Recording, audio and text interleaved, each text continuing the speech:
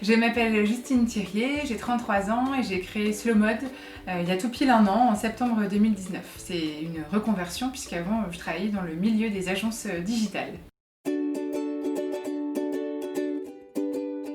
Slow Mode, c'est une marque de vêtements de seconde main et d'upcycling. L'idée, c'est de montrer qu'on peut rester stylé en seconde main, qu'on peut s'habiller dans la vie de tous les jours aussi via la seconde main et qu'on peut faire ça sans avoir d'impact sur la planète. C'est aussi un projet solidaire. Ça, c'était quelque chose d'assez important pour moi. Les vêtements sont triés dans des centres de collecte, on les achète à ces centres-là et ensuite on fait aussi une réparation des vêtements et ces deux centres-là, plus l'atelier de couture, emploient uniquement des personnes en réinsertion. L'objectif de Slow Mode, c'est vraiment d'abord de sensibiliser et puis surtout de réduire le gisement de vêtements, de vraiment faire en sorte que les gens comprennent qu'il y a trop de vêtements et de voir toutes les solutions qu'on peut mettre en place pour lutter contre ça. On l'a vraiment pensé comme un laboratoire de mode circulaire. L'idée, c'est vraiment qu'on trouve ensemble une meilleure façon de consommer.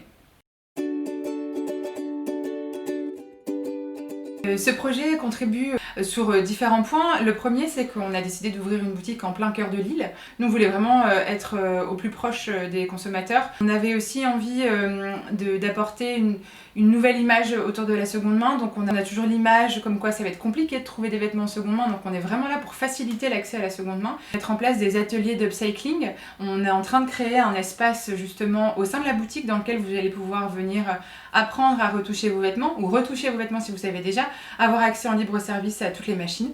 On travaille sur la troisième vie des vêtements. On a une collaboration avec Le Closet qui fait de la location de vêtements. Et Le Closet a une partie de ses vêtements qui sont un peu trop abîmés pour être loués, mais pas trop abîmés pour être recyclés totalement. Donc nous, on reprend ces vêtements et on les customise, ou on les répare, ou après on s'en sert pour nos ateliers. Ça nous fait de la matière vivante. Ça nous sert aussi à montrer aux participants de l'atelier, voilà, là il y a un accroc dans ce chemisier-là, qu'est-ce qu'on va faire? Et ça, c'est vraiment important pour nous et c'est comme ça qu'on essaie de contribuer à la seconde vie des vêtements. Le style, ça c'est vraiment important, montrer qu'on peut rester stylé et dans l'air du temps avec des vêtements de seconde main. La socialidarité, ça c'est un terme qu'on utilise, c'est côté social pour le côté accessible, vraiment que les gens se sentent libres d'acheter ici et que ce soit pas contraignant en termes de budget. Et puis socialidarité puisqu'on travaille uniquement avec des personnes qui travaillent en réinsertion, qui sont embauchées en réinsertion. Et puis le dernier, ce serait le lâcher prise, de se dire je sais pas forcément bien coudre et je fais pas que des achats de seconde main, et d'arrêter aussi le côté blâmer et de se dire je fais ce que je peux, je fais de mon mieux et c'est déjà super bien. On va revenir sur cette petite vidéo et notamment sur ce que tu fais. Est-ce que tu pourrais me dire, c'est quoi l'origine de Slow Mode? Oula, alors Slow Mode, ça vient vraiment d'une prise de conscience personnelle sans rentrer dans la psychothérapie. C'est un jour en plein congé mat, je me suis dit que j'allais ranger mon dressing et j'ai vu que j'avais beaucoup trop de vêtements avec les étiquettes. Et je me suis dit qu'il fallait que j'arrête ça. Et de là, s'est fait le lien avec mon bébé à venir et je me suis dit, tiens, je vais mieux consommer. J'ai vu les prix des prix des vêtements éthiques et je me suis dit tiens c'est un prix auquel j'étais plus habituée en fait donc je me suis dit c'est bizarre et finalement je me suis dit je vais m'orienter vers la seconde main puisque c'est une première version accessible en fait pour mieux consommer et je me suis lancée dans le défi rien de neuf. Et en fait, contre toute attente de mon entourage, personne n'y croyait. J'ai bien aimé d'acheter de vêtements neufs, mais je trouvais pas forcément d'endroit qui me plaisait. Et du coup, j'ai décidé de tout changer, tout plaquer et d'ouvrir ma boutique de vêtements de seconde main. Super. Alors justement, dans ta boutique, il paraît que tu fais des ateliers de personnalisation, de réparation. Est-ce que tu pourrais nous en parler? Oui, exactement. On a ouvert il y a un an avec la sélection de vêtements de seconde main. Et puis, on a ajouté des ateliers pour apprendre à broder, à customiser, aussi à réparer. On fait des sessions de reprisage. Ça peut paraître bête, mais reprendre des chaussettes, apprendre à recoudre des boutons. L'idée, c'est vraiment Je de sais pas donner faire. les clés. Voilà, mais en fait, il y a plein de monde. Il y a plein de gens qui savent faire des trucs super compliqués, mais le basique n'est pas forcément là. Donc c'est ça. C'est aussi des moments qu'on a mis en place parce qu'on voulait apprendre plus de nos clientes et parler avec nos clientes. On place des ateliers aussi vraiment de customisation, enfin d'upcycling, dans lesquels on prend une chemise basique et on va venir ajouter des poches, ajouter des cols en dentelle, venir vraiment modifier le look, en faire une chemise plus courte, plus longue, reprendre des chemises d'hommes.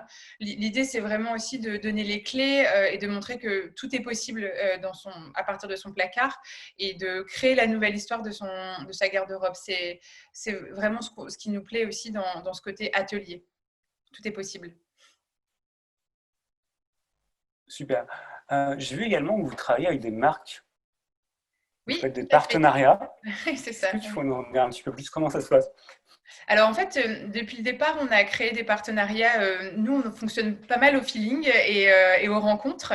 Et dès l'ouverture, on a ouvert le lieu à tous en disant, bah voilà, nous, on a envie de contribuer à la mode circulaire. Donc, qui veut vient, qui a les mêmes valeurs aussi que nous vient. Et du coup, très rapidement, on a fait une semaine contre le Black Friday avec Revive Clothing, trop bien, la chemise de papa, des marques qui font plutôt de l'upcycling. Ensuite, à Noël, pendant les fêtes de fin d'année, on a fait des partenariats avec des marques de location de vêtements. Et puis, pour pouvoir louer sa robe de fin d'année. Et puis là, plus récemment, on travaille avec Lou Yetu et Cézanne, pour qui on fait des ateliers d'upcycling, de Chouette. personnalisation. Quand c'est comme ça, on se déplace à l'intérieur des enseignes pour aussi s'imprégner du lieu, comprendre aussi eux leur fonctionnement et puis apporter nous notre petite graine d'upcycling et de seconde main. Alors, justement, tu parles des marques. Imaginons, je suis une marque de mode, je bosse avec toi, je fais comment? Le contact et puis ensuite en fonction de vous ce que vous avez envie de faire et si on sent qu'il y a une réelle envie d'essayer de faire progresser la mode circulaire et s'il y a un vrai feeling, hein, j'en ai parlé, l'intuition, le feeling c'est assez important pour Ouais. nous. On travaille ensemble sur la façon de mettre ça en place. Par exemple pour Cézanne c'est assez simple, hein, on a trouvé ensemble un fil rouge. Donc l'idée c'est pendant toute l'année de travailler sur la customisation de chaque pièce du vestiaire tous les mois. Et puis ensuite, on apporte, nous, notre univers, la marque aussi apporte le sien, toujours avec cette envie commune de faire avancer les choses. Et puis après, c'est plus une partie d'organisation, d'agenda et de prise de rendez-vous en ligne sur le site, par exemple. Mais tout ça se fait assez facilement et c'est génial d'ailleurs, puisqu'en fait, on se rend compte que tout est possible. Ok, super. Alors, Justine, tu as lancé une campagne de crowdfunding récemment. Est-ce que tu Oui. pourrais nous en parler? Oui, c'est le sujet du moment. On a décidé de J'imagine, hein. Grosse pression. Non, tout va bien. On a décidé Tout va bien. pas de pression. On a décidé d'enlever une partie des rayons, d'enlever une partie de vente, hein, concrètement, en termes de business, d'enlever une partie de vente pour faire du service, pour faire un espèce de customisation de réparation. On en a parlé, on fait des ateliers, mais c'est éphémère, c'est-à-dire qu'on installait des tables, on faisait ça le lundi, le samedi matin, le soir. Là, c'est permanent. Quiconque vient dans la boutique avec son vêtement ou avec un vêtement de la boutique peut venir le réparer, le personnaliser et utiliser nos machines. Donc, on a des machines à coudre, on a aussi des machines à broder. Vous avez vu d'ailleurs dans la vidéo. L'idée, c'est vraiment qu'on vienne soit avec sa propre autonomie parce qu'on maîtrise, soit on va apprendre avec des pros qui seront là pendant le moment où on est là. Super. Voilà. Et donc la campagne, c'est sur quelle plateforme? Ça finit Oui, c'est quand? vrai, C'est c'est quoi les facile. goodies? Tout Ouais. ça? La campagne, elle est sur KissKissBankBank. Vous pouvez taper Slow Mode, Parfait. vous retrouvez. Elle s'appelle Sublime ton dressing parce qu'on a vraiment envie de travailler sur la seconde vie, voire la troisième vie des vêtements. C'est ce qu'on fait par exemple déjà avec le closet, mais la troisième vie est aussi importante. Et donc du coup, c'est Sublime ton dressing. On veut vraiment redonner le pouvoir de créer sa garde-robe, la nouvelle histoire de sa garde-robe de demain. Donc sur KissKissBankBank.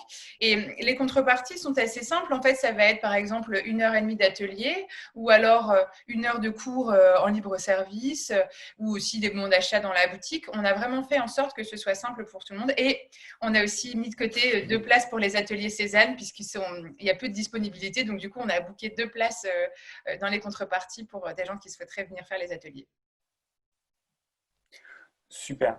Comme il nous reste un petit peu de temps, il va nous rester 2-3 minutes. C'est quoi tes projets jusqu'à la fin de l'année en fait? Jusqu'à la fin de l'année, on a envie de encore plus développer l'upcycling. L'upcycling, on l'a mis en place avec les clientes en faisant les ateliers. On l'a aussi fait nous-mêmes en faisant une collection cet été. On avait une problématique de basiques qui partaient pas forcément. Du coup, on a décidé de les customiser, de faire vraiment notre propre collection. Et là, on travaille sur une collection de, on va dire, pull de Noël, mais pas pull moche, mais pull de Noël qu'on va personnaliser. En fait, on travaille avec le closet, on récupère une partie de leurs vêtements trop abîmés, j'en parlais dans la vidéo. Mhm. Sauf que ces vêtements, ils sont tous identiques. Ouais. Donc, l'objectif, c'est de les rendre uniques parce que dans une friperie, enfin dans dans un magasin de vêtements de seconde main, on s'attend à avoir que des choses assez uniques. Donc, nous, on a 60 pulls qui sont identiques. On va créer notre propre collection pour upcycler ces pulls-là. Ça, c'est un des petits projets. Puis après, on continue sur les ateliers. Et puis, on a envie de continuer aussi à travailler avec des marques qui ont envie de faire bouger les choses. Donc, on est aussi assez ouverte à ce sujet-là. Je viens de recevoir une question privée que tu ne peux pas lire en fait, et donc je vais essayer de la lire directement. C'est quoi l'importance pour toi du magasin physique, notamment par rapport au lien avec ta communauté, avec les gens, puisqu'on parle beaucoup de digital, Ouais. surtout en ce moment avec le coronavirus. Pourquoi pour toi c'est aussi important? Ah, c'est essentiel. J'ai fait 10 ans dans le digital, hein. Quand j'ai dit à mes anciens C'est pour ça. collaborateurs que j'ai abandonné le digital, ils m'ont dit que j'étais complètement folle, que je voulais repasser juste au magasin physique. C'était bizarre aussi. Parce que sans ce lien, sans le magasin physique, on n'aurait pas pu faire tous ces partenariats, toutes ces collaborations. C'est vraiment avec l'humain qu'on arrive à tisser des liens et à faire ces projets-là. Le monde de demain ou la mode de demain, comme on veut l'inventer, va se passer par les relations virtuelles, bien sûr, mais il n'y a pas mieux qu'un contact quand même vraiment physique pour en parler. Et puis la seconde main, ça se touche, ça se vit. Tout comme l'upcycling, on est vraiment sur de l'expérience et ça, c'est crucial. Le relationnel, il est toujours là, il est hyper important. Voilà. Super. Justine, dernière question. Donc la campagne de crowdfunding, elle finit quand? Oui, je te redis. Elle se termine le 6 octobre. Donc, il nous reste une petite vingtaine de jours pour nous aider à mettre en place ce nouveau service au sein de notre boutique. On y croit. D'accord. Donc nous, on va mettre le lien directement dans le chat pour les gens qui aillent Merci. directement. Voilà, Voilà. tout simplement. Contribuer à ce nouveau service en boutique. Parfait. Justine, merci beaucoup. Merci Fabrice.